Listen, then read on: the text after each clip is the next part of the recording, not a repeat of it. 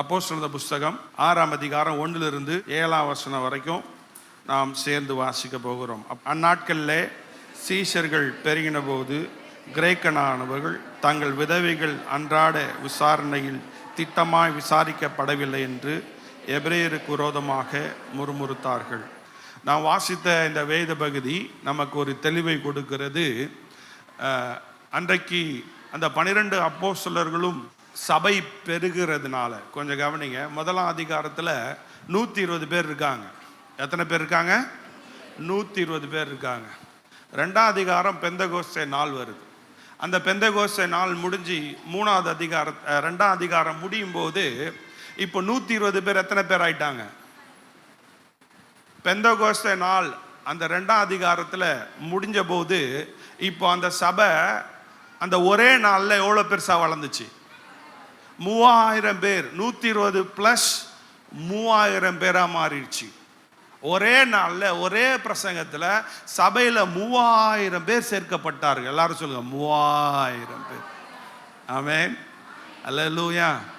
ஆத்மாக்கள் ரட்சிக்கப்படுறது சேடா மகிழ்ச்சியா? உண்மையாவா? அப்போ மகிழ்ச்சியாகவே சொல்ல மாட்டீங்களே. சபை வளரும் போது அதுக்கேற்ற சேலஞ்ச், அதுக்கேற்ற பிரச்சனையும் இருக்கு. ஒரு பக்கம் சபை வளருகிறது, அதை நாம் கொண்டாடுகிறாங்க, அதில் ஒரு மகிழ்ச்சியை பார்க்குறோம்.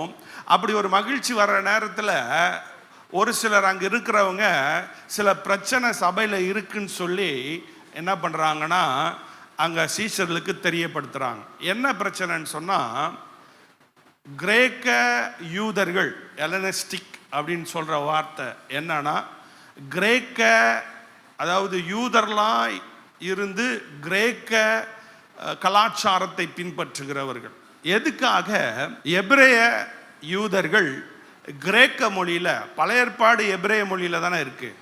அப்போ புதிய ஏற்பாடும் எபிரேய மொழியில் தானே இருக்கணும். யூதர்களுடைய மொழி என்ன? யூதர்களுடைய மொழி என்ன? யாவே அப்படின்னு சொல்கிறோம்ல, அது என்ன மொழி? ஹீப்ரு, எபிரேய மொழி. அப்போது இந்த யூதர்களுக்கு மொழி அப்படின்னு சொன்னால் எபிரேய மொழி. ஆனால் ஏன் புதிய ஏற்பாடு கிரேக்க மொழியில் இருக்கு? புதிய ஏற்பாடு கிரேக்க மொழியில் இருக்கிறதுக்கு காரணம் என்னன்னா, எல்லாரும் நீங்கள் படிச்சிருப்பீங்க, த கிரேட் அலெக்சாண்டர். யாரு? என்னது? அவங்க எந்த ஊரை சேர்ந்தவங்க? அவங்க என்ன மொழி பேசுவாங்க? கிரேக்க மொழி பேசுவாங்க. ரோமர்களுடைய தந்திரம் வேற, கிரேக்கர்களுடைய தந்திரம் வேற. கிரேக்கங்க எந்தெந்த ஊரெல்லாம் போய் பிடிக்கிறாங்களோ அவங்க கம்பல்சரியாக அவங்க மொழி அவங்க கற்றுக்கணும். என்னது? அந்த மொழி அவங்க கற்றுக்கணும். அப்போது கிரேக்கர்கள் அந்த டைமில் ஆட்சி செய்யும்போது, புதிய ஏற்பாடு அந்த காலங்கள் வரும்போது, ரோமர்கள் கொஞ்சம் அந்த காலங்களில் என்ன நடக்குதுன்னு சொன்னால், நிறைய பேர் இடைப்பட அந்த 400 ஆண்டு இருக்கு பாருங்க, இடைப்பட்ட காலம். அந்த ஆண்டில் பார்த்தீங்கன்னா நிறைய யூதர்கள் கிரேக்க மொழியை கற்றுக்கொள்ள ஃபோர்ஸ் பண்ணப்பட்டாங்க. இப்போது மொழி கற்றுக்கொண்டால் அதுக்கு ப்ரிவிலேஜ் இருக்குது. மொழி கற்றுக்கொண்டால் கலப்பு திருமணம் செய்து கொள்ளலாம். மொழி கற்றுக்கொண்டால் அவங்களுக்கு மானிய தொகை வழங்கப்படும். மொழி இந்த மாதிரி நிறைய அந்த மொழியை அவங்க கற்றுக்கிறதுக்கான வாய்ப்பை என்ன பண்ணியிருக்காங்க, இந்த கிரேக்கர்கள் கொடுத்துருக்காங்க. அதனால அநேக யூதர்களாக இருந்து கிரேக்கர்களாய் மாறிட்டாங்க. அப்போது அதனால தான் இந்த புதிய ஏற்பாடு எப்படி இருக்குது? கிரேக்க மொழியில் எழுதப்பட்டிருக்கு. ஓகே, இப்போ அந்த பேக்ரவுண்ட் போனாலும் நம்ம முக்கியமாக இப்போது அந்த பெந்தகோஸ்தே நாளில் யூதர்கள் கிரேக்க கலாச்சாரத்தையும் கிரேக்க கலாச்சாரத்தின் அடிப்படையில் வாழ்கிறவர்கள் ரட்சிக்கப்பட்டு சபையில் சேர்க்கப்பட்டார்கள். ஆமென். அப்போ அவங்க சொல்கிறாங்க, எங்கள் கூட்டத்தில் இருக்கிற விதவைங்களை நீங்கள் பார்க்குறதில்ல, அதனால அந்த விதவைங்களுக்கு நீங்கள் என்ன பண்ணணும்? உதவி செய்யணும், ஹெல்ப் பண்ணணும். ஏன்னா பைபிள் அதை பற்றி தெளிவாக சொல்லுதுன்னு சொல்லி இந்த வசனங்கள் நமக்கு சொல்லுகிறதை பார்க்கிறோம். வாசிங்கள். 1ஆம் வசனம். அந்நாட்களிலே சீஷர்கள் பெருகின போது கிரேக்கரானவர்கள், கொஞ்சம் கவனிங்க, தமிழில் கிரேக்கரானவர்கள் இருக்கு, ஓகேங்களா? அதனால உங்களுக்கு புரியாது. இவர்கள் டைரக்டாக பிறந்து வளர்ந்ததெல்லாம் கிரேக்கர்கள் அல்ல. அதிகமாக இவங்க யாருன்னா யூதர்கள் கிரேக்கராக மாறிட்டாங்க. நான் சொல்கிறது புரியுதுங்களா? அவர்கள் வாசிங்க, தங்கள் விதவைகள் அன்றாட விசாரணையில் திட்டமாய் விசாரிக்கிறாங்க. ஆனா என்ன பண்ணல, திட்டமாய் விசாரிக்கல அப்படின்னு சொல்லி கேட்குறாங்க. எபிரேயருக்கு விரோதமாய், எபிரேயர்களுக்கு விரோதம், இவங்களும் எபிரேயர் தான், ஆனா கலப்பு திருமணம் பண்ணி கிரேக்கர்ல திருமணம் பண்ணி 2 குழந்தைங்க என்ன பண்ணிச்சு, பாதி கிரேக்கர் பாதி எபிரேயர். நான் சொல்றது புரியுங்களா? பவுல் யாரு? கிரேக்கனுக்கு யூதனுக்கு யூதன். ஒரு எக்ஸாம்பிளுக்காக சொல்றேன். அப்போ அவங்க அப்பா அம்மா என்ன பண்ணிட்டாங்க, கலப்பு திருமணம் செய்து கொண்டார்கள். அப்போ அந்த கலப்பு திருமணம் செய்து கொண்ட அந்த கிரேக்க யூதன் அல்லது யூத கிரேக்கன் என்ன சொல்றானா, எங்க விதவைங்களை எபிரேயர்கள் சரியா விசாரிக்கிறது இல்லைன்னு சொல்லி கம்ப்ளைண்ட் பண்றாங்க. ரொம்ப ஆக்ரோஷமாக எழும்புறாங்க. ஏன்னா சபை வளருகிறது, எண்ணிக்கையில் பெருகி இருக்கிறார்கள். 2ஆம் வசனம் சொல்லுகிறது, அப்பொழுது 12 சீஷ கூட்டத்தை வரவழைத்து, நாங்கள் வேத வசனத்தை போதியாமல் பந்தி விசாரணை செய்வது தகுதி அல்ல. அவங்க என்ன சொல்ல வராங்கன்னா, நாங்கள் பந்தி விசாரிக்க மாட்டோம்னு சொல்லலை. இப்போ சபை எவ்வளோ பெருசா இருக்கு? சின்னதா இருக்கா பெருசா இருக்கா? பெருசா இருக்கு. இப்போ பெருசா இருக்கும்போது அவங்க என்ன சொல்ல வராங்கன்னு சொன்னால், நாங்கள் போய் ஒரு நாளெல்லாம் கிட்டத்தட்ட 8120 பேர், அதுக்கும் மேலே இருக்காங்க. அவ்வளோ பேருக்கும் நாங்கள் போய் என்ன பண்ண முடியாது? 12 சீஷர்கள் போய் என்ன பண்ண முடியாது? சாப்பாடு போடவோ, அவங்களுக்கு ட்ரெஸ் வாங்கி கொடுக்கவோ, அவங்களுக்கு சரியான ஒரு பெட்ஷீட் கொடுக்கவோ, அவங்க என்ன பிரச்சனையில் இருக்கிறாங்க, அவங்களுக்குள்ள என்ன மன உளைச்சல் இருக்குது அப்படின்னு சொல்லி கேட்டு அவங்கள திட்டமாக விசாரிக்கிறதுக்கு எங்களுக்கு என்ன இல்லை, நேரம் இல்லை. அது எங்களுக்கு இப்போ முக்கியமாக தோணலை. எங்களுக்கு முக்கியமாக தோன்றது என்னன்னு சொன்னால், எங்களை எதுக்காக ஆண்டவர் அழைத்திருக்காருன்னு சொன்னால், தேவனுடைய வார்த்தையை தியானிக்கவும் அதை பிரசங்கம் செய்யவும், அதோடு கூட தொடர்ந்து நாங்கள் ஜெபத்தில் தரித்திருந்தால்தான் அதை நாங்கள் செஞ்சோம். அதனால தான் இந்த வல்லமையை நாங்கள் பார்க்கிறோம். கொஞ்சம் கவனிங்க. அப்போஸ்தலர் புஸ்தகம் 2ஆம் அதிகாரம் 42ஆம் வசனத்தில் இந்த ஆதி திருச்சபை என்ன பண்ணாங்கன்னு சொல்லுது. அவர்கள் அப்போஸ்தலருடைய உபதேசத்திலும் அந்யோன்ய ஐக்கியத்திலும் அப்பம் பிற்குதலும் ஜபத்திலும் உறுதியாய் தரித்திருந்தார்கள். எல்லாரும் சொல்லுங்க, உறுதியாய் தரித்திருந்தார்கள். அப்போ இந்த அப்போஸ்தலருடைய முக்கியத்துவம் என்னன்னா, தேவனுடைய வார்த்தை ஜபம், 2 வே, ஒரு வழி இல்லை, வெறும் ஜபம் இல்லை, வெறும் தேவனுடைய வார்த்தை இல்லை. இந்த சபை வளர்ந்ததற்கான காரணம் ஜபமும் தேவனுடைய வார்த்தையில நிலைத்திருந்தார்கள். ஆமென், அல்லேலூயா.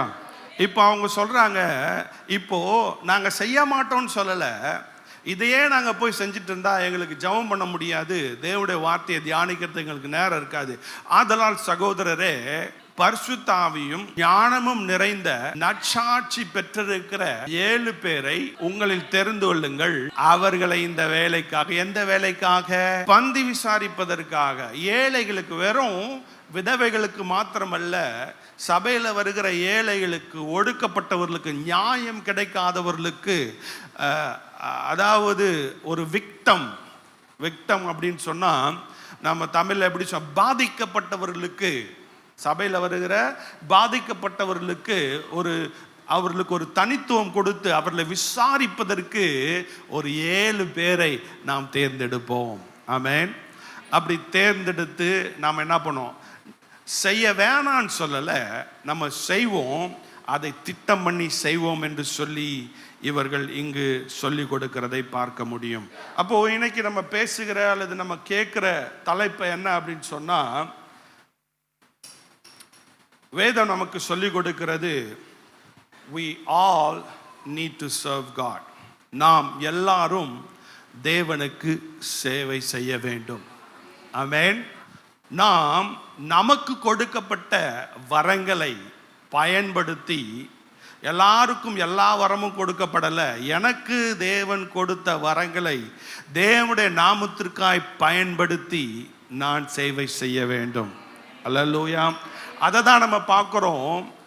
அப்போஸ்தலர்கள் ஜபத்திலும் தேவனுடைய வார்த்தையை தியானிப்பதிலும் கற்றுக் கொடுப்பதிலும் அவர்கள் தங்களுடைய சிந்தையை திருப்பி தங்களை அர்ப்பணித்தார்கள். அவங்களுக்கு கொடுக்கப்பட்டிருக்கிற அந்த யூனிக் கிஃப்ட், அப்போஸ்தலருக்கு கொடுக்கப்பட்டிருந்த அந்த வரங்கள், அந்த கிஃப்டை அவர்கள் பயன்படுத்தவும், வேற கிஃப்ட்ல இருக்கிறவங்கள என்ன பண்றாங்க, தேர்ந்தெடுத்து அதை பயன்படுத்துவதை நாம் பார்க்க முடியும். ஆமென், அல்லேலூயா.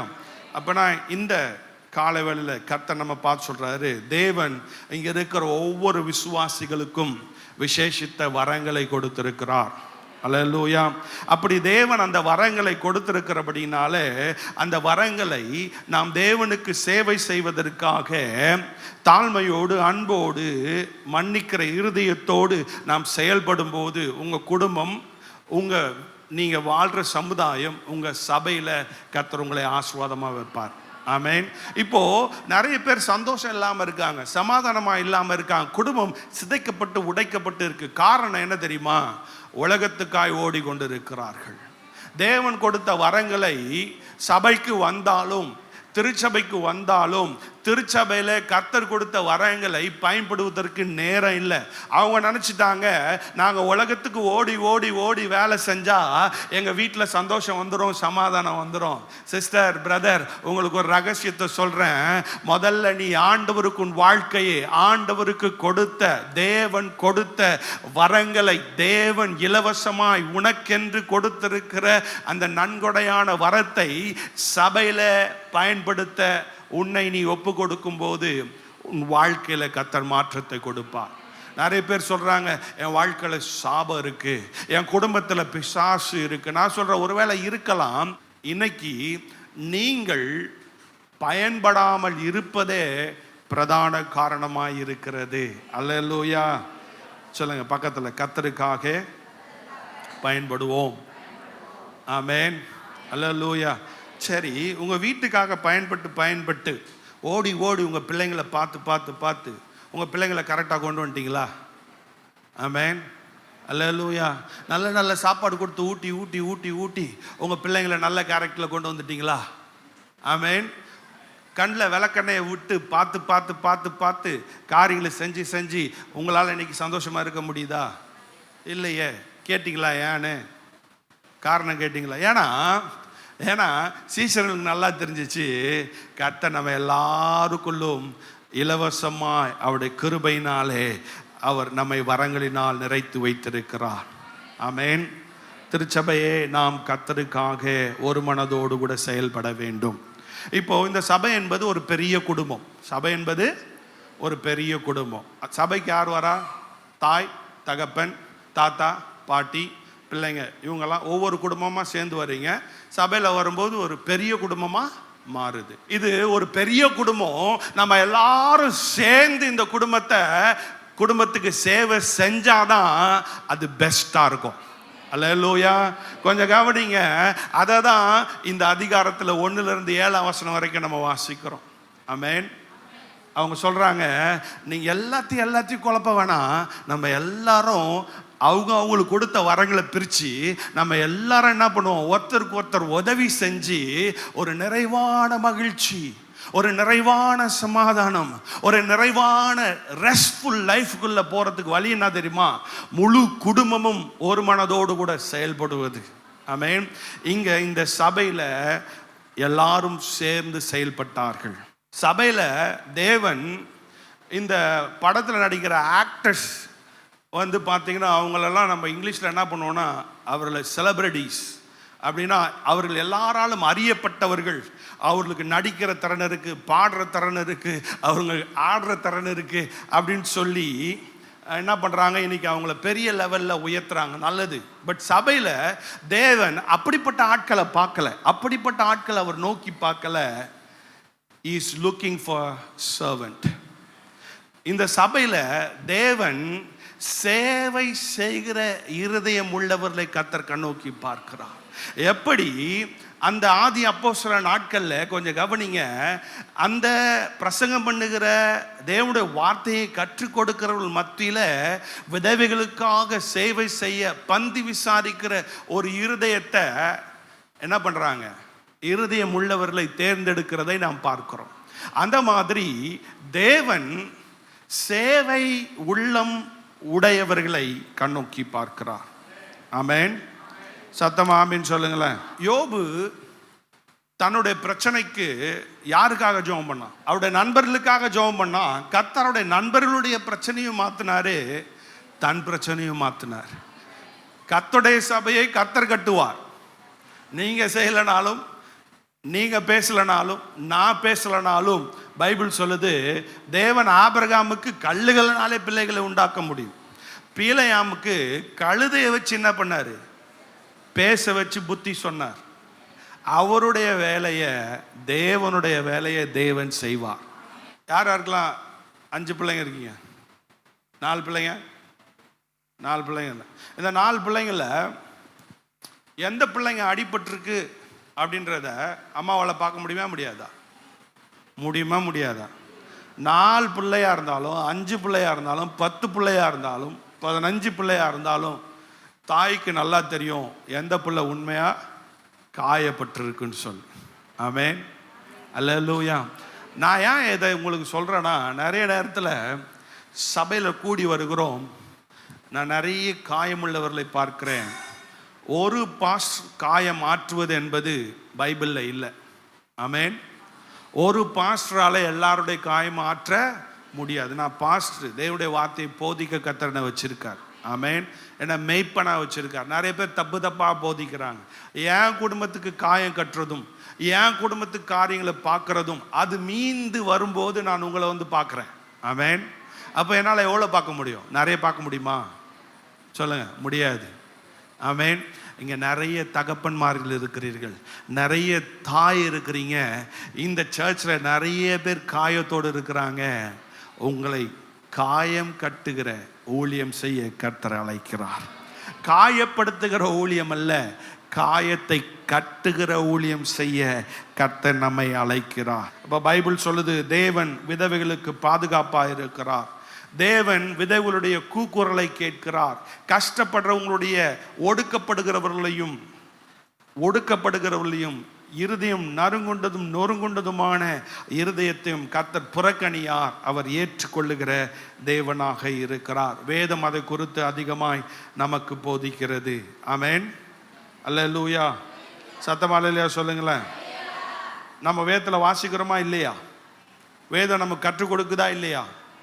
அவர் நம் வாழ்க்கையில் பல அற்புதங்களை, பல அதிசயங்களை செய்து கொண்டிருக்கிறார். ஓகே, இப்போ ரொம்ப முக்கியமான ஒரு சில காரியங்களை சொல்ல போகிறேன். சபைக்கு வரும்போது நிறைய பேர் அந்த ஊழியம் செய்கிற எண்ணம் இல்லாமல் வருகிறார்கள். ஆமென். அப்போது அந்த மைண்ட் செட்டப் என்னன்னா, சுயநலம் உள்ள ஒரு சிந்தை. இன்னொன்று consumer mind, not contribution. Consumer mind அப்படின்னு சொன்னால் என்னன்னா, எனக்கு என்ன கிடைக்கும், எனக்கு என்ன கிடைக்கும். கான்ட்ரிபியூஷன் மைண்ட் என்னன்னா, நான் என்ன செய்ய முடியும். ஆமென். இப்போ அதே கொஞ்சம் நம்ம பார்க்கலாம். நான் சர்ச்சுக்கு வரேன், எனக்கு என்ன ஆசீர்வாதம் கிடைக்கும். ஓகேங்களா?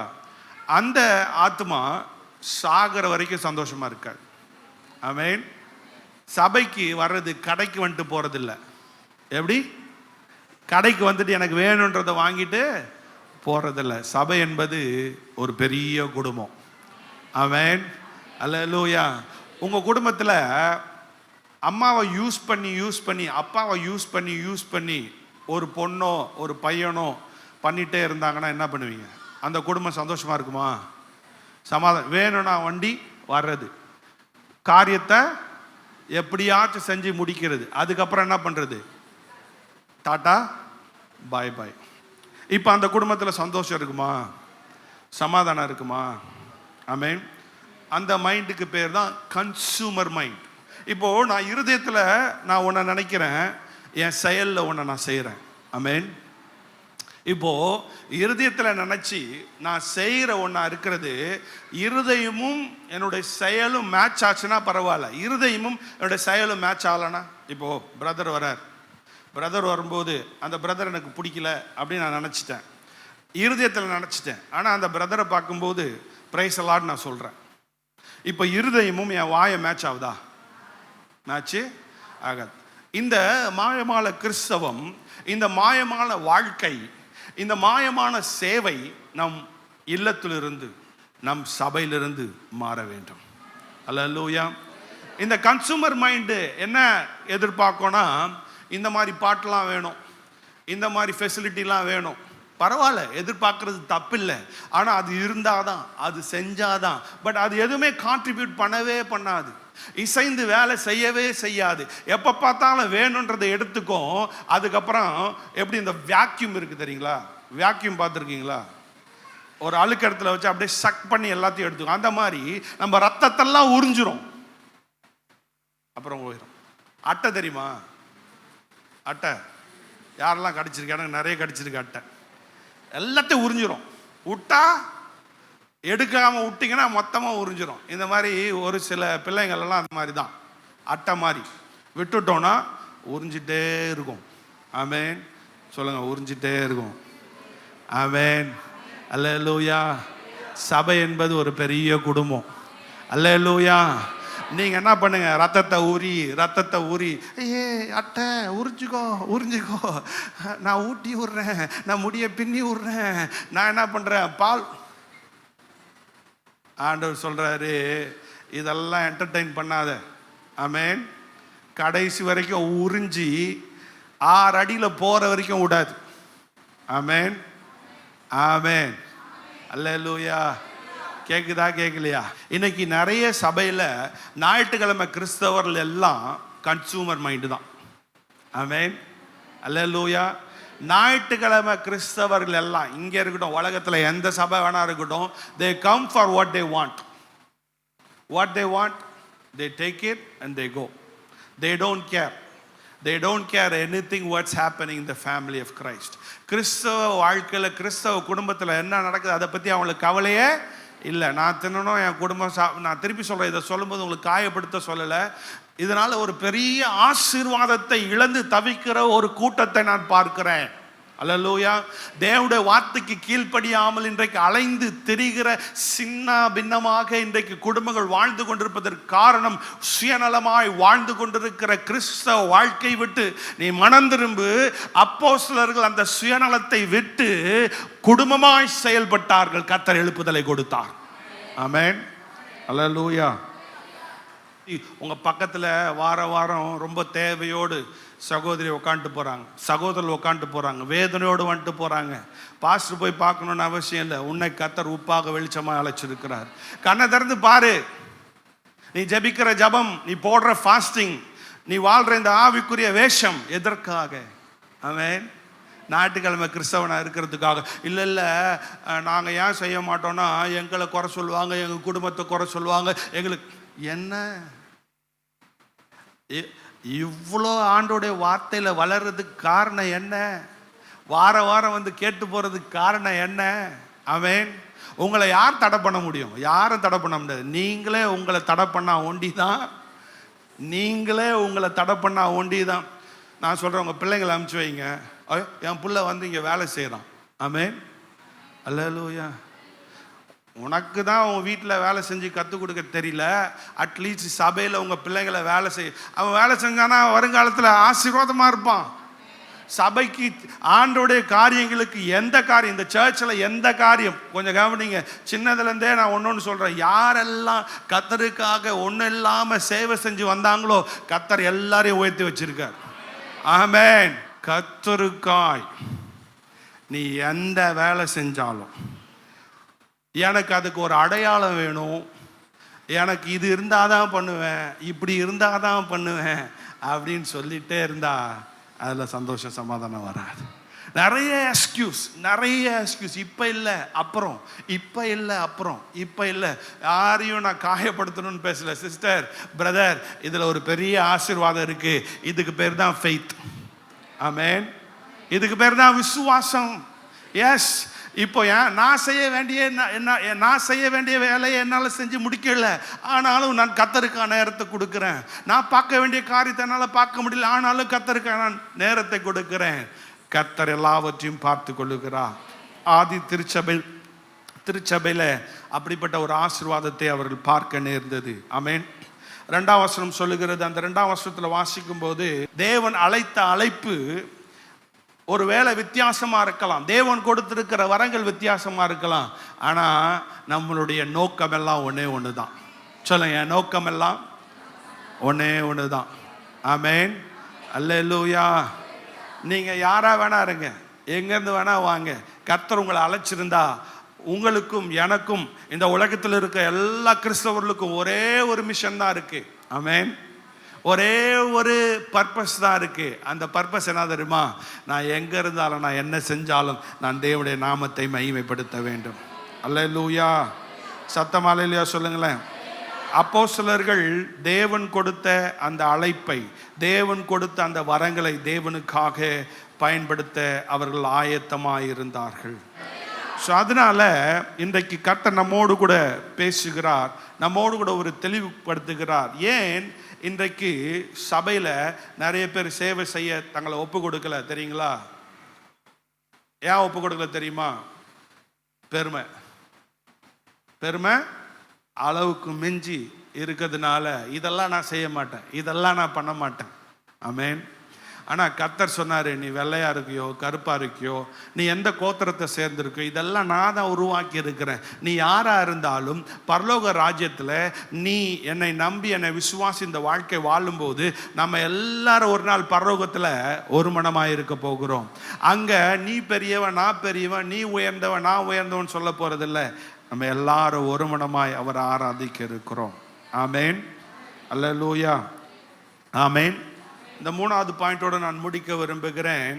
நாம் இந்த மூன்றாவது வசனத்தில் வாசிக்கும் போது, நான்காம் வசனத்தில் கேரக்டர் மேட்டர்ஸ் மோர் தென் டேலண்ட் அப்படின்னா, God select கேரக்டரிஸ்டிக் பீப்புள். அதாவது தேவன் நல்லா பாடுவானா, அழகா இருக்கானா, எல்லாத்துக்கும் சொற்பொழிவு சூப்பராக இருக்கா அப்படின்னு அவர் பார்க்கல.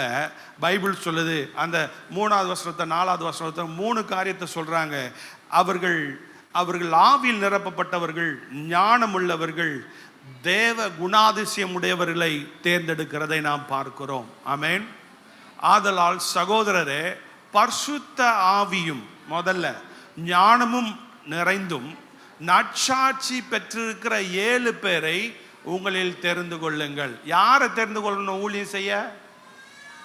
பெரிய அவர் சொல்லியிருக்கலாம், அவங்க தேர்ந்தெடுக்கும் போது சீசர் சொல்லியிருக்கிறான், யாரா இங்கே இருக்கிறதுலே டேலண்டான பீப்புள், யாரா மோஸ்ட் எஜுகேட்டடு, யாரா மோஸ்ட் ஃபேமஸ்ஸு அப்படின்னு சொல்லி கேட்டிருக்கலாம். ஒருவேளை உலகம் அதை தேடி போனாலும், சில சமயத்தில் அதை நம்ம மிஸ் பண்ணாலும், கொஞ்சம் கவனிங்க, தேவன் அல்லது அப்போஸ்தலர்கள் யாரை பார்த்தாங்கன்னா, நற்சாட்சி பெற்றவர்கள், தேவ ஆவியினால் நிரப்பப்பட்டவர்கள், தேவ ஞானத்தில் இருப்பவர்கள்.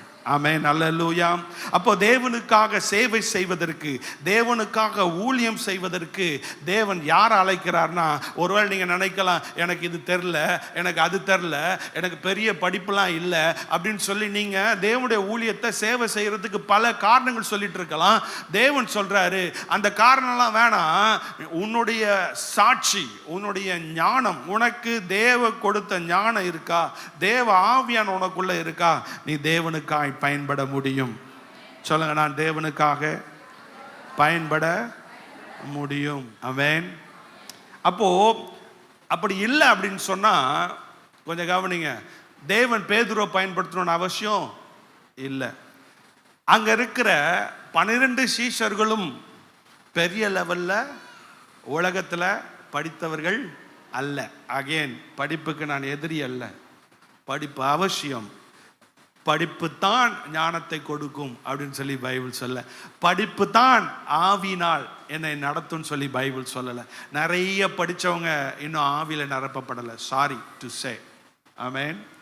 அல்லேலூயா. நிறைய படித்தவங்க வெறும் படிப்பறிவு இருக்கே தவிர அது செயலாய் மாறாமல் இருக்கிறது. என்றைக்கு அது செயலாய் மாறுமோ அன்றைக்கு அது ஞானமாய் மாறுகிறது. ஸோ ஆண்டவர் இன்றைக்கு பார்த்து சொல்றாரு, இன்றைக்கு நம்ம வாழ்க்கையில் ஒரு நல்ல ஒரு வாய்ப்பை கொடுக்கிறார். நான் ஆண்டவருக்காய் பயன்பட, நான் ஆண்டவருக்காய் பிரகாசிக்க கர்த்தர் நம்ம எல்லாரையும் அழைக்கிறார். ஆமென். அல்லேலூயா. ஒரு நாளைக்கு 12 மணி நேரத்தில் நம்ம ஆண்டவருக்கு சேவை செய்வதற்கு ஒரு நேரத்தை கொடுக்கலன்னா கண்டிப்பாக பைபிள் நமக்கு சொல்லுது, நமக்கு வர வேண்டிய சமாதானம், நமக்கு வர வேண்டிய சந்தோஷம், நமக்கு வர வேண்டிய அந்த ஆசீர்வாதம், நமக்கு வர வேண்டிய அந்த இளைப்பாறுகிற அந்த அந்த ஆத்மாவில் திருப்தி வரவே வராது. ஆமென். அல்லேலூயா. தேவன் 6 நாள் என்ன பண்ணாரு? படைச்சு 7ஆம் நாள் ஓய்ந்திருந்தார். அப்ப அந்த ஓய்ந்திருக்கிறது என்னதுன்னா, ஆண்டவரே 6 நாள் ஓடிட்டேன், 7ஆவது நாள் ஓடினாதான் எனக்கு எல்லாம் கிடைக்கும், ஆனாலும் நான் விசுவாசத்தில் நம்புகிறேன், அந்த 6 நாள் கிடைத்ததை காட்டிலும் 7ஆம் நாள் எனக்கு நீர் அற்புதத்தை செய்வீர். ஆமென். அப்போ அவருக்கு நாம் நேரத்தை கொடுக்க வேண்டும். ஆமென். எல்லாரும் ஏன் சிரிப்போம் ஆண்டோட சமத்தில்.